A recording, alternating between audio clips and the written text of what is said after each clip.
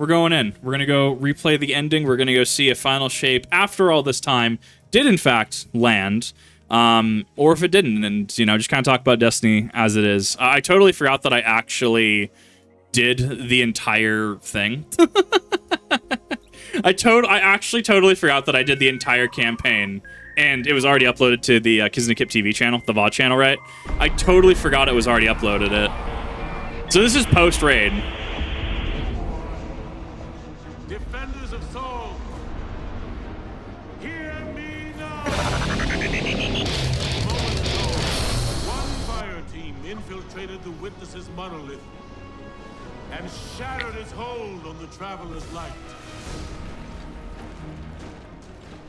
Their courage bought us one last chance to finish this.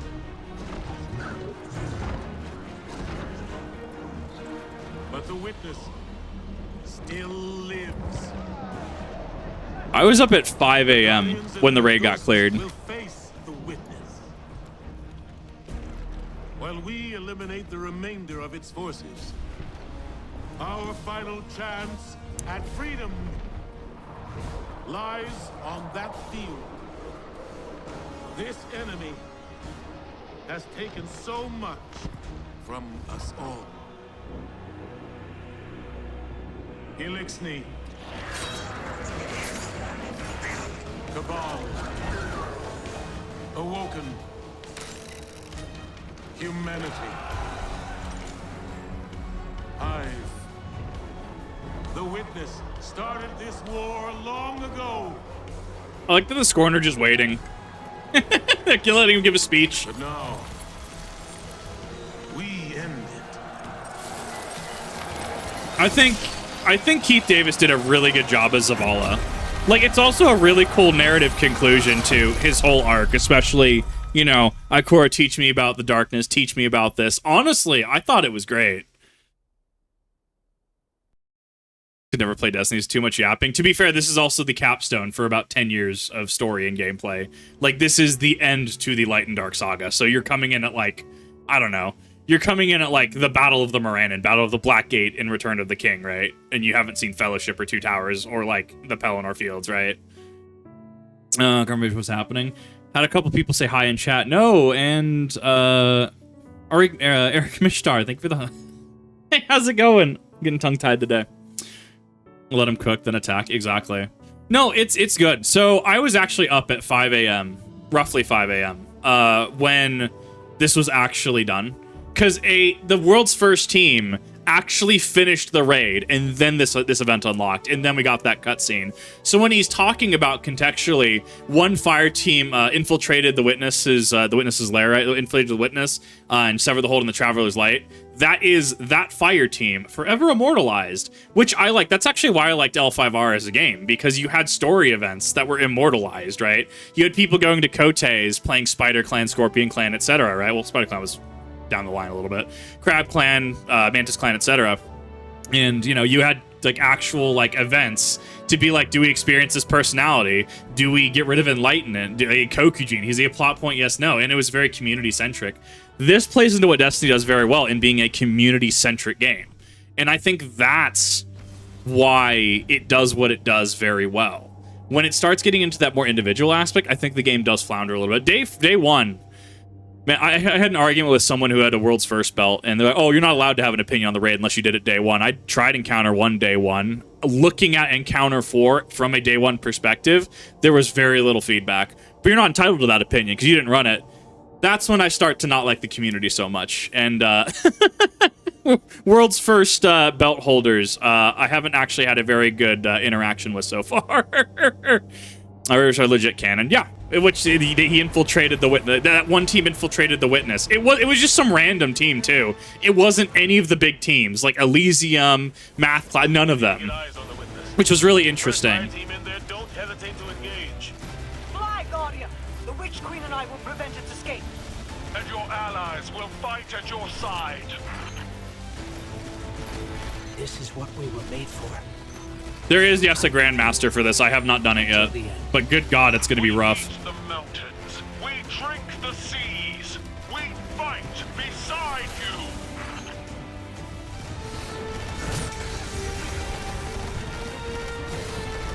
It's cool because you can. So you're seeing all of the enemy types, right? You're seeing the Shadow Legion. You're seeing the Vex of the Soul Divisive, right? Garden of Salvation. You're gonna be seeing. Usually when I'm over on right, Subjugate will start spawning once we get past a certain point. I usually go right, so it's actually really interesting going left for once. As long as Last Wish. Yeah, no, like it was a whole day one thing. I do think Encounter 4 and Salvation's Edge, from a day one perspective, have had feedback issues. Failing a mechanic is fine over and over, but there has to be feedback to address what you're doing wrong or what is going on. And that's what I disagree with. Like, as far as, oh, it's a perfectly balanced encounter, I don't think it was personally. And like, I've played since then. Like, I have the new rocket pistol, the solar one, and it honestly goes hard. If you don't have this thing, do yourself a favor and get it. It's nutty. Heel clip in-can on a rocket pistol, like, good God.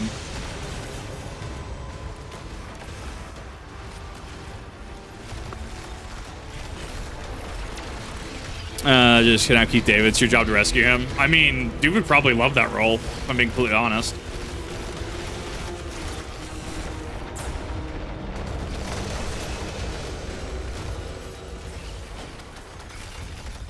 He's got a metric ton of health.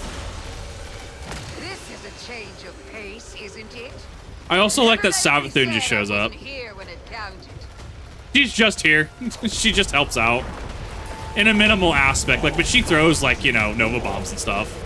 She just sits there. I like that she actually cycles through some of her abilities.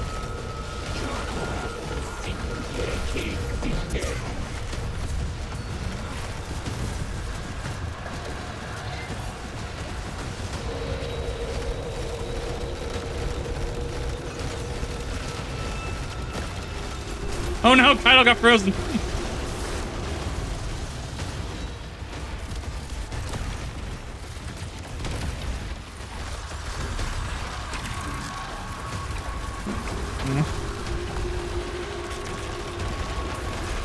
I'm gonna get it because of what's happening with Bungo recently. I will be addressing the Bungo controversy. Don't you worry.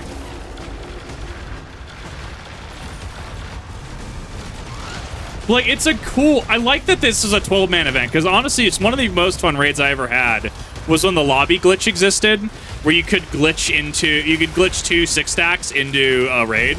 So we did, like, 12-man Last Wish, right? Good God, Outbreak and Rat King melt Riven. Yeah, there's a reason they patched that. But, like, 12-man activities, getting the community involved, sure, give us massive health bars like this, right? Give us massive health bars. But we have 12 Guardians. We have 12 players to overcome the challenge. I think this is what Destiny does very well, or it can do very well. Guardian, keep your focus on the witness. Empress, Mithrak, Savathun.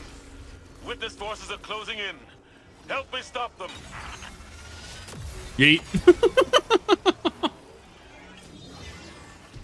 Vanguard Command, we're closing in on the witness now. This is it. Die here if you wish. We will reshape you all the same. I think he has different voice lines. I don't know what the trigger is, but I think he has different voice lines for different things.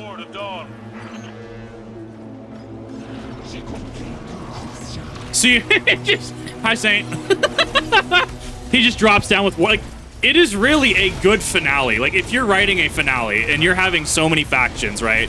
Because we have, you know, Kaido we're dealing with. We have so many different factions we've dealt with. Niamuna, as of Lightfall, right? Saint 14's a character. Osiris is a character, right? Like, we have so much going on. And this is, I think, how you write a finale. This is how you get that hype up. I like that the arms are here. The arms are actually a raid mechanic. These are simplified, so they're not actually the mechanic itself. But this is, for all intents and purposes, what the witness is in Salvation's Edge. Don't cut yourself now. Savathun throws down Synaptic Spears, so you have that from the Psyops Battlegrounds. It'll be with us in 3 weeks. Nice, nice.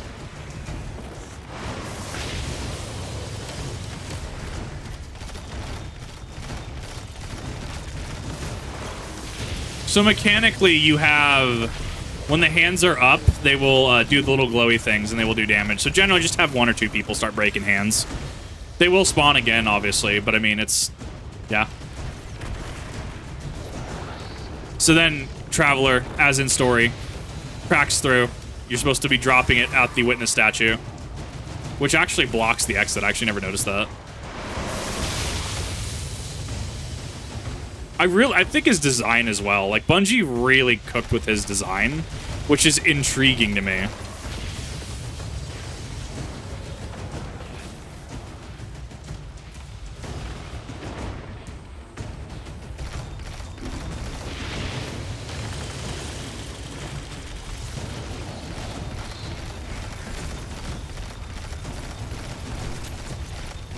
Why do you continue in this era?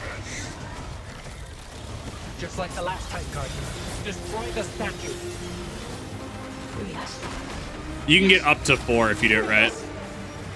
Because you have to, like, do that, and then you have to jump into the center of 4 of them. But you can do it. We won't suffer one more day with you.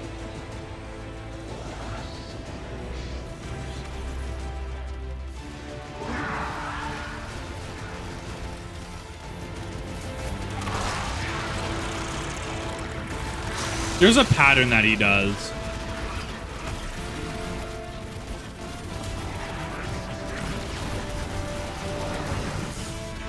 Usually it's a one-shot. It does do solar damage. I'm certain that solar mods, solar resistances would actually work with that.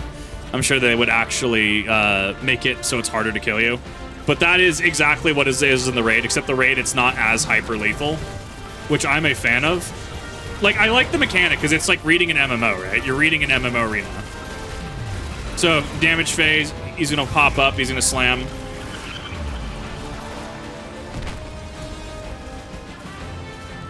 Like, there's some interactivity, and even if you've never cleared a raid, like, you can kind of get what's going on fairly easy. It's just raid light, which I like as a design decision.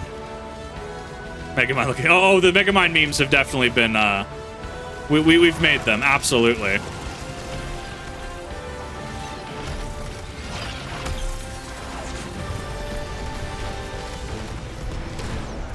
The soundtrack also is a banger. Like, they cooked on this.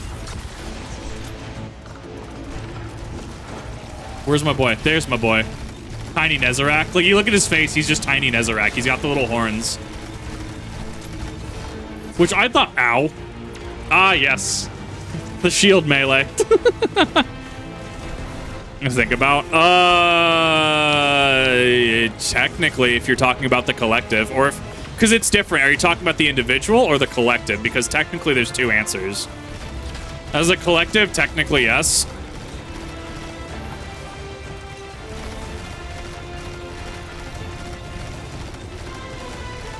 Like, and you hear notes of, like, Neomuna and stuff, and you're like, it's a very good ending theme.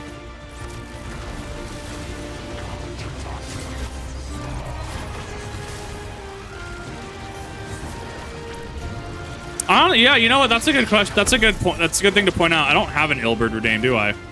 I'll have to go find one. Pretty sure I have the MP3 lying around.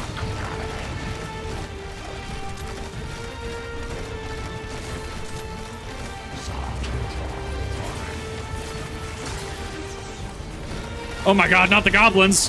Fun fact, if you use the Kvostov exotic, the one with the ricochet, you can hit shielded goblins and it'll ricochet. It'll still ricochet. So it can... Ooh! Big boy. Right in my face. 6 feet, my dude. 6 feet.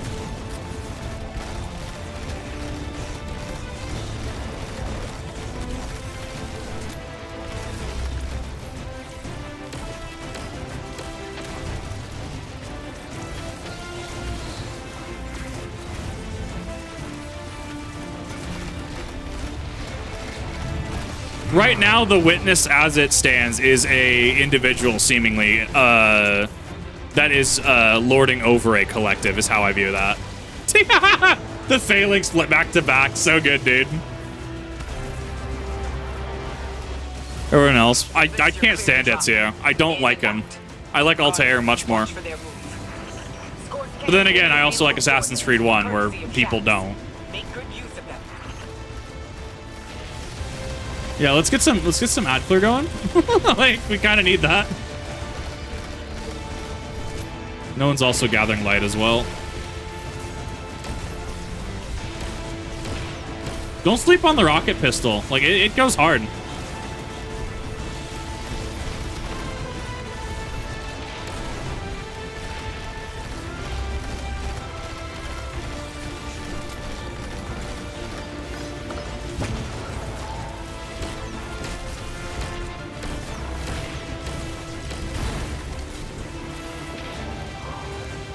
There we go.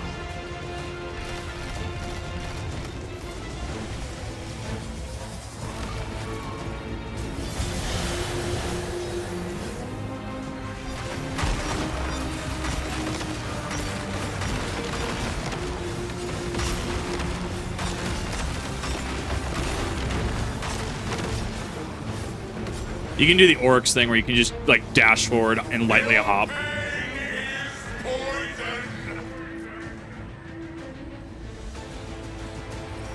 It's vulnerable. Give it all you've got, Guardian. There we go. That was much faster second time around.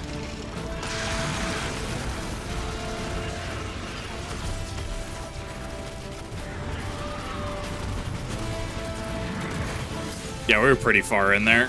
That's unfortunate. If I was gonna do the GM, I'd be looking into solar mods. Especially if it helps in the GM, because the GM you have limited revives.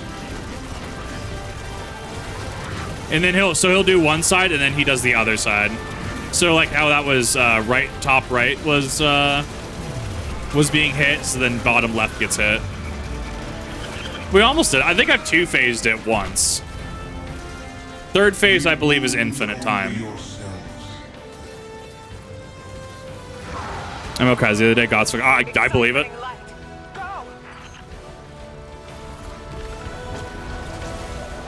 Subjugate, I like them as a design.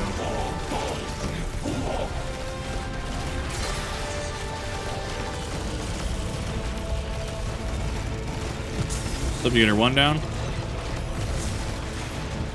We're armed. See, and you can see, like, in real time, people learn pretty quickly, hey, get the arms. Like, it's an intuitive activity. We didn't get the Shax line, actually. There's a line about Shax demanding more explosions.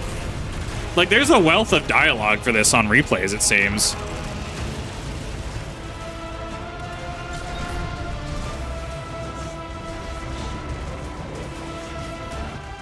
I saw that, Bungie.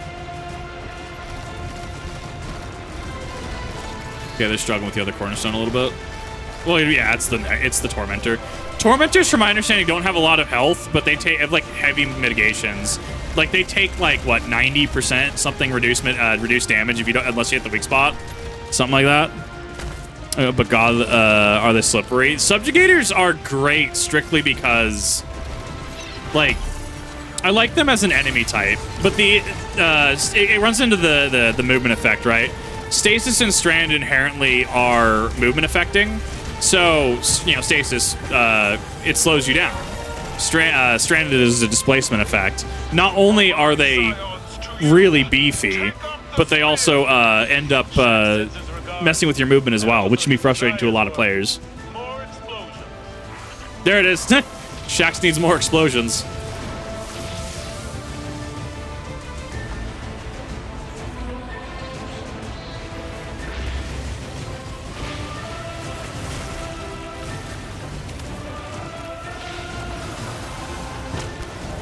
Nah, I got him.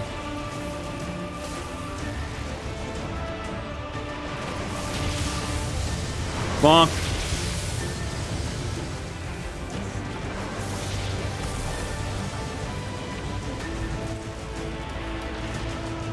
We need 4 more.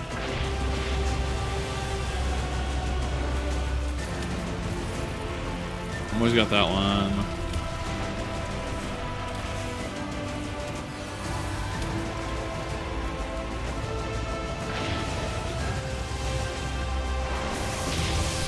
You will collapse now as you did then. Like, he's got a cool design to him. Give me my sword. I think there's one glitch that I encountered in this, and it was something along the lines of, like... It was a weird glitch where we got stuck inside. We might actually have hit it, actually. Did we hit it? Yeah, I think we hit it. Yeah, I think we're stuck now. Yeah, because the event flag... I literally was just about to talk about this. Yeah, it's like the event flag, I think, triggers... No, we still have things we can destroy. That was weird. Yeah, there's been one where we... Yeah, and then you're just stuck in here. This didn't happen day one. This did not happen day one. This is a new thing that is occurring. And then you lose the sword. Okay, yeah. That's one of those things that can get a little fucky. Do I play ready or not? I own it. Just don't really have people to play it with. I want all our firepower on the witness. Get that arm. Push. Wow. That's like the edge, my guy. Here and now, Guardians. All right, we've got it on the run. You show that shape, it ain't final. Something you lose context on is your ghost is cracked on the first time you do this. Every subsequent time, it's not cracked. Guardian, channel the Traveler's light through me. I'm ready.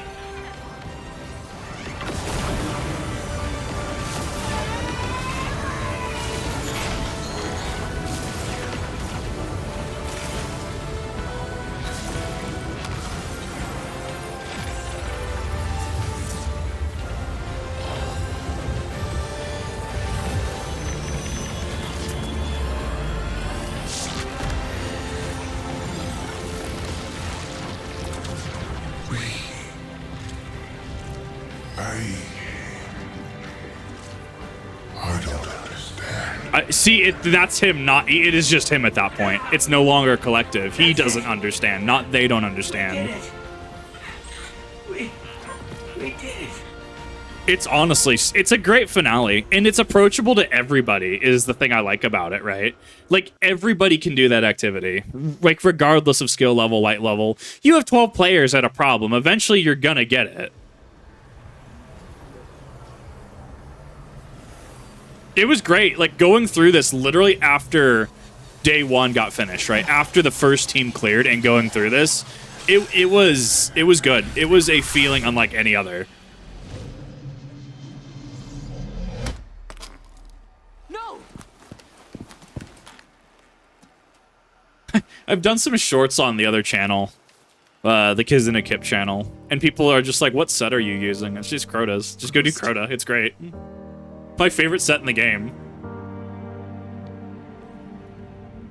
No, not even one remains. Like, the Witness himself is done. Like, he's gone. Like, he has been obliterated. Like, Exodia obliterate status. Kick his leg. Please. Bring him back. He's just a ghost. You raised an army. You can bring back one ghost.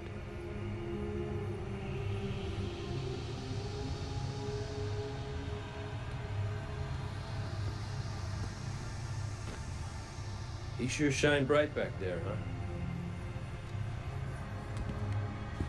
Cayde. What comes from the light returns to the light. I hate my armor. It's ruining the scene. The little floaty bits. My gal Sundance told me that. She also said we're all connected. Guardians, ghosts, the Traveler.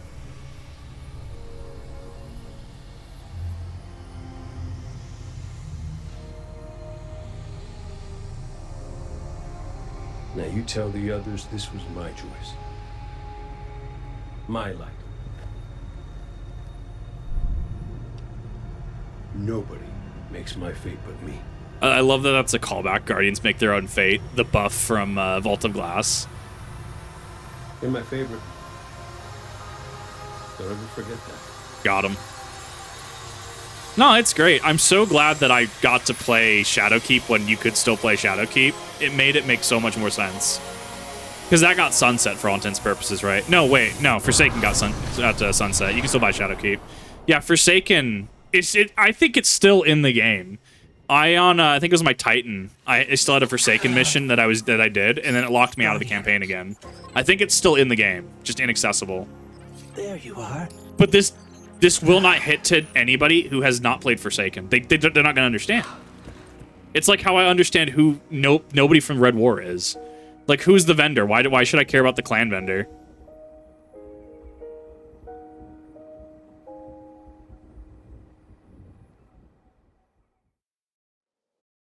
Understand it? Okay, but what I'm saying is from an average audience perspective, right? If you have not played Forsaken, does it hit the same, right? Do you understand the impact of Xenos, Zos Galvus, or not Zos, whatever he becomes, Xenos, right, from Final Fantasy XIV? Does he make sense if you didn't play Stormblood or didn't pay attention? But we've still got a lot of work to do. Surviving yes, haircut, so good. Clashes with the Lucent Brood.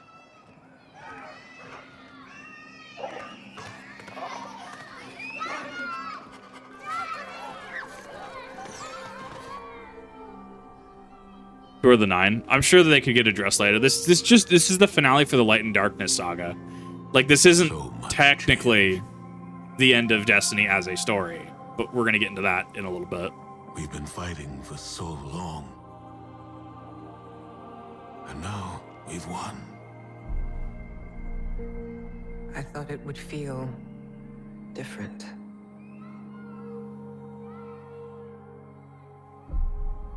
Well, maybe because we haven't celebrated it yet. Guardian, Ghost, you're just in time. I love my Crota armor. It's so good. Cayde I love when my Crota armor bugs out and the glowy bits don't show. Zos, like, is Zos. No, but it's Viator. Viator Galvus. That's what I'm thinking of. Is appreciating this. So he was Yay, Zos, Viator. And after that?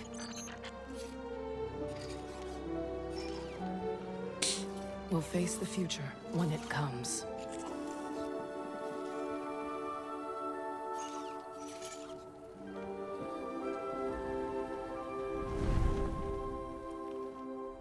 Ugh.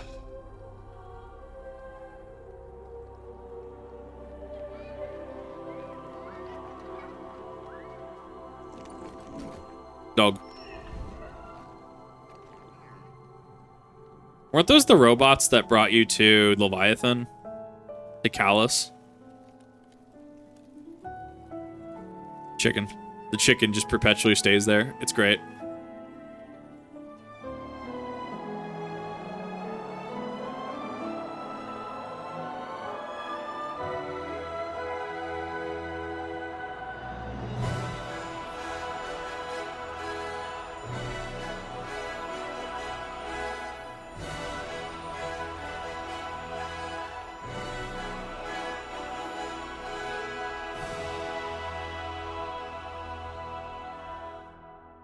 We're gonna see if the cutscene bugs out again, because it usually bugs out. The transition, there's something with the event flag that just doesn't work. So worried about Oryx. There's a lot of, like, and that's the thing, like, this is the end of an era, but there are still enough plot points left that there are still compelling tales to be told. The issue comes down to a number of other things, really, honestly. One, treatment of staff. Two, is there any staff even left? This is one of the other things that I have to actually, like, look at.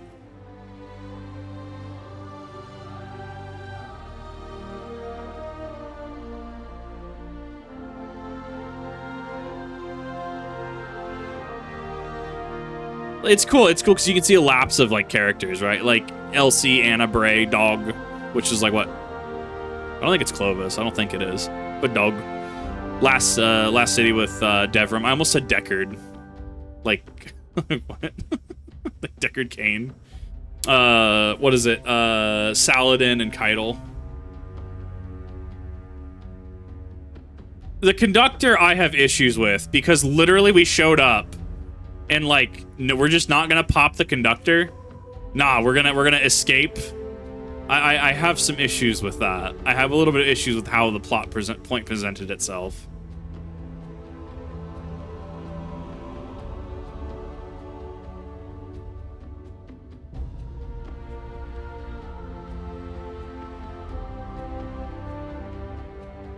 I'm a little curious about, depending on how the story goes. So there's something that I've heard that gets talked about.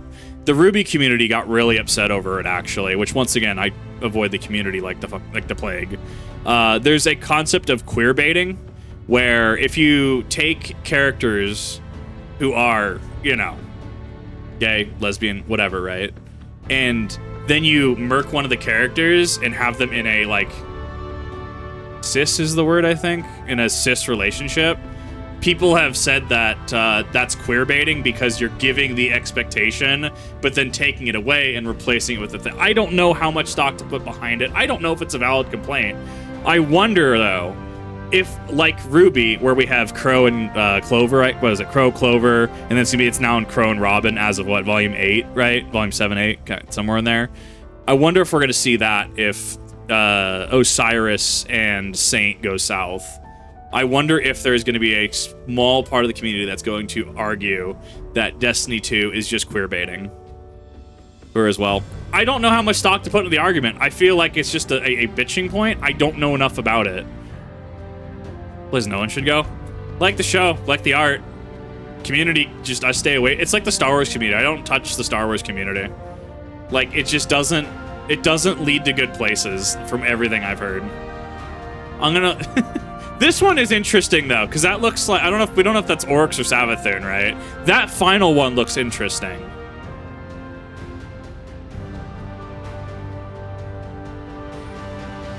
So we're gonna see how this next episode plays. But like, this was a good finale in my opinion. Like, there was substance to this. The entire campaign had substance, and this is what I actually wanted to go back and see, because like, look at that. Like, this is it. This is the end. This is the end of the Light and Darkness saga. So now after this, it's just actually incorrect. They have been complaining about the prequel trilogy since forever. I happen to like the prequel trilogy. I like the sequel trilogy in aspects, right? Which is why I don't talk to the Star Wars community, because I'm never going to have an intelligent conversation. So this leads into the current episode where we have, you know, stuff that's coming out of the Traveler because light and dark mixing up things. Light obviously being the power of like the material, darkness being the power of the immaterial, right? So now you have both of them, and now you have what's her face, the conductor. Death spread like a shockwave through its troops. The instant it was destroyed, things shifted. I also wonder what happened to the Black Fleet. Followers fled when it fell. So I guess the Black Fleet could still be around in some capacity. Still carrying out its last orders. Ziva Warath is still out there. She's around, yeah. We kicked her out of her throne world. In the shadows. How salvation is turned on itself, with Aramis nowhere to be seen. Aramis is also missing. Savathun and the Lucent Brood are trying to claim control of the Pale Heart. With the Witness dead, both Scorn and Taken are directionless. To put it simply, in the wake of the Witness, a power vacuum has been created in the universe. Who knows what will try to fill it? Look at the left side is blue, the right side is purple, light and dark. The most worrying thing is an aurora. It's bleeding out of the Traveler. Light and darkness. Hear about 343? No, I did not. Open space over Earth. We designated a no-fly zone within 100 kilometers of the aurora, enforced by Alliance cruisers. So far, no one has tested it. During the initial formation of the aurora, a piece of anomalous matter erupted from the Traveler, moving away at relativistic speeds. We tracked one out to a distance between Neptune and Jupiter, in the orbital path of Nessus. Then we lost track of it. I've got hunters in the field investigating. Thank you, Crow. I'll leave it to you. They let go more of the stuff? How? They were already on a skeleton crew. The field myself. I need to see if I can pick up Fickrell's trail. Find out what's going on with the Scorn. Keep me updated. And good work. So this sets up effectively all 3 episodes, not because they're not seasons anymore, technically, right? This sets up the subsequent content, right? Where we're currently in with the Vex, dealing with the conductor, who's what's-her-face from Neomuna, right? I can't remember her name offhand. I'm just not interested in the plot point. I'm honestly having a lot of issues getting involved. Like, we had a good finale, and I think that we're going to see an effect not dissimilar to Final Fantasy. We're not going to see Final Fantasy 14 specifically ending of with the Endwalker, right? Dawn Trail starting a new thing. We're not going to see, or we're going to see similar to the Avengers, right? How people have watched Avengers Endgame, and a lot of people just said, "Yeah, cool, you're doing stuff after this, but I don't really care," right? 10 years is a long time. Remember, this started as Destiny back on PlayStation 3, Xbox 360, going up to Xbox One and PS4, right? Remember, these were originally on PS3 and Xbox 360, right? And that was D1. D2 was seen as a betrayal because, Destiny's gonna be what we're gonna do for the next 10 years. And then D2 came out, and then Destiny, Bungie split from Activision Blizzard, and then it's, showcased that it's seemingly, allegedly, Activision Blizzard was reining them in. And then as soon as they split, the monetization just ramped up. Now we have allegations from Sony saying that, Bungie misrepresented the product. And that, what I read that as is potentially Sony said, you will deliver X amount. Bungie said, yes, we will deliver X amount of sales. And they weren't able to keep that up, especially after the disaster was Lightfall, which was, I want to take the W on a upper management decision. Do not ever harass devs. The management, the investors, shareholders, executives, those are the ones that are making decisions. Your devs are just doing what they can.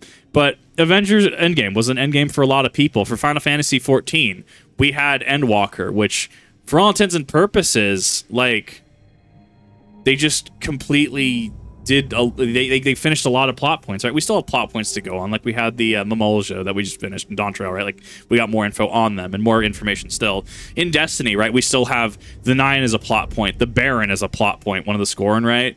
We have Savathun, the Lucent Hive doing stuff. We have so many plot points that are currently open and places that it can go. My Sundaresh, thank you. But the problem that I'm running into is, one, Bungie's continued layoffs, and I'm having trouble. I'm having trouble even getting invested into the game. Like, it was a good ending. Now it's back to monotony, right? I can run raids, right? I can run raids. If I have a competent team that invites me, I will duo planets, right? I can run raids. I can run content. However, I can only teach so much, and I can only spend so many 3-hour, 4-hour runs in Volta Glass and Ruin Nightmares, right? Which is just a time thing for not only me, but everyone else, right? I can only spend so much time doing that. And outside of, getting certain weapons, certain things, if I can't do raids, I can't do dungeons, I don't have a static to play with, right? I mean, to me, the game just isn't worth it to continue in such a capacity. I've obviously bought the Big Boy edition of Final Shape, so I have episodes 1, 2, and 3. And after that, it's uncertain, and it's very uncertain. We have confirmation, do we not, about them going back to like the Warmind Curse of Osiris semi-annual update model, which that's not a popular thing you want to be saying, right? That's not a thing you want to be saying to your audience, to your player base, who some of them lived through that. Especially with seasons also being so as controversial, because we had seasons and then now we're down to episodes, which is just worse seasons in some ways. And then top of that, we have Bungie layoffs. Layoffs are not they're a management issue. I don't agree with it, and that's the thing. I think that for a lot of people, Destiny ends with this, and I can't blame them. It's been 10 years. How many people have spent 10 years running Vault of Glass, running Kingsfall, running Leviathan, running the new raids, getting into Root of Nightmares, going like, damn, that was easy, and then sitting with your group in Salvation's Edge, maybe getting frustrated on Encounter 4 day one. But I do think that we are kind of at a tipping point for the game, especially if it's going to continue on the way it apparently is. More of the same. If they're going to go back to a Warmind Curse of Osiris model, I don't know where the game's going to go. I will play what I've paid for, especially if I get invites from groups and stuff like, hey, Kip, you want to go try to beat 30-minute Root of Nightmare time? Hell yeah, I know how to run the mechanics, right? I'll hop in, play pickups and stuff. But I think for me and a lot of others, this is the perfect capstone on our Destiny journey. But I digress. What are your thoughts? What are your thoughts and feelings on it? I feel that I have a little bit of ability to speak on it because I didn't just play an end, right? I clearly have end game equipment. I clearly have raid gear, right? I got raid gear, got some Nightfall stuff. I don't have all of it, don't have a lot of it, but I can run content. I think that that's a perfect ending to where I'll be doing Destiny for the time being, on stream at least. So let me know if you enjoyed this. Let me know if you didn't. See you in the next one.